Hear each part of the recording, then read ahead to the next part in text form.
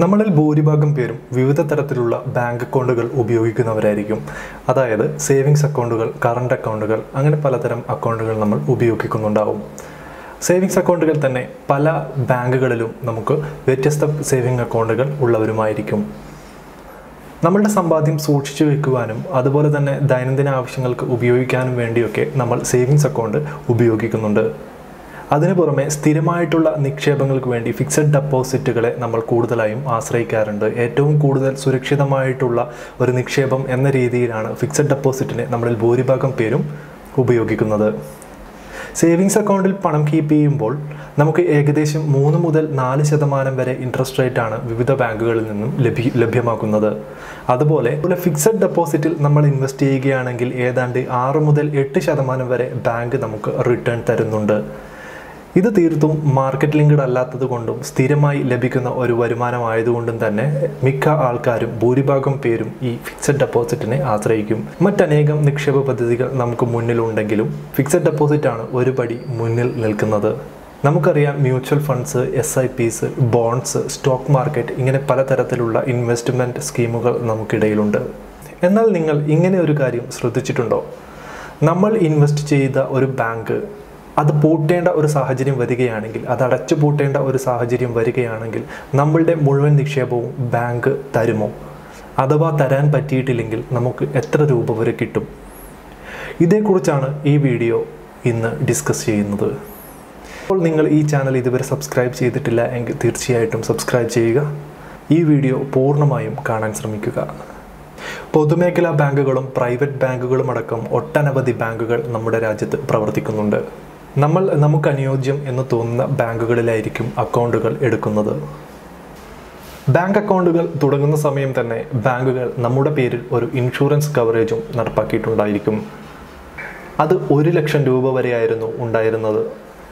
നമ്മുടെ ബാങ്ക് അക്കൗണ്ടിൽ നിക്ഷേപിച്ചിരിക്കുന്ന തുക അത് എത്ര വലുതാണെങ്കിലും അതിൽ ഇൻഷുറൻസ് പരിരക്ഷ ലഭിക്കുന്നത് 1 ലക്ഷം രൂപ വരെ മാത്രമായിരിക്കും.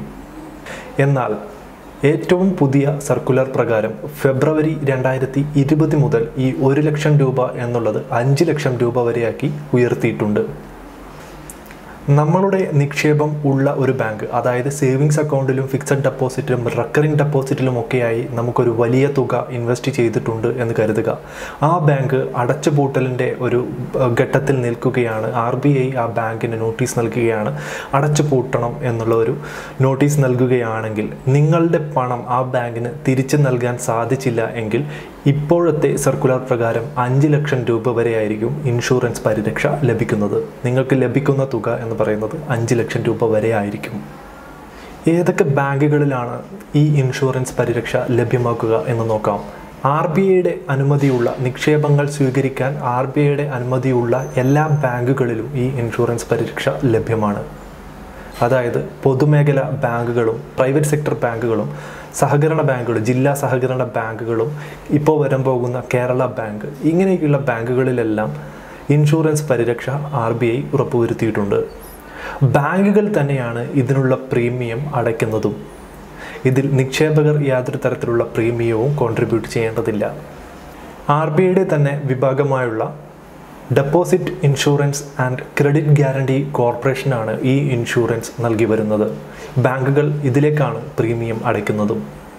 ഇങ്ങനെ ഇൻഷുറൻസ് നൽകുമ്പോൾ ഒരു ബാങ്കിലെ നിക്ഷേപകൻ്റെ എല്ലാ തരത്തിലുള്ള ഇൻവെസ്റ്റ്മെൻറ്റും കൺസിഡർ ചെയ്യും. അതായത് സേവിങ്സ് അക്കൗണ്ടും ഫിക്സഡ് ഡെപ്പോസിറ്റ്, റെക്കറിംഗ് ഡെപ്പോസിറ്റ് എന്നിവയെല്ലാം ഇൻക്ലൂഡഡ് ആയിരിക്കും. ഇവയിൽ മൊത്തം തുക കാൽക്കുലേറ്റ് ചെയ്തിട്ടാണ് മാക്സിമം 5 ലക്ഷം രൂപ വരെ ഇൻഷുറൻസ് പരിരക്ഷ നൽകുന്നത്. നിക്ഷേപകൻ അക്കൗണ്ട് തുടങ്ങുന്ന സമയത്ത് തന്നെ ബാങ്കുകൾ ഈ അക്കൗണ്ടുകളിലെല്ലാം ഇൻഷുറൻസ് പരിരക്ഷ ഉറപ്പുവരുത്തിയിരിക്കും. ഇതിൽ നേരത്തെ 1 ലക്ഷം രൂപയുടെ പ്രീമിയമായിരുന്നു ബാങ്ക് അടച്ചുകൊണ്ടിരുന്നത്. എന്നാൽ ഇപ്പോൾ അത് 1 ലക്ഷം രൂപയിൽ നിന്നും 5 ലക്ഷം രൂപയായി ഉയർന്നതോടുകൂടി പ്രീമിയത്തിലും ചെറിയൊരു വ്യത്യാസം വരുന്നു.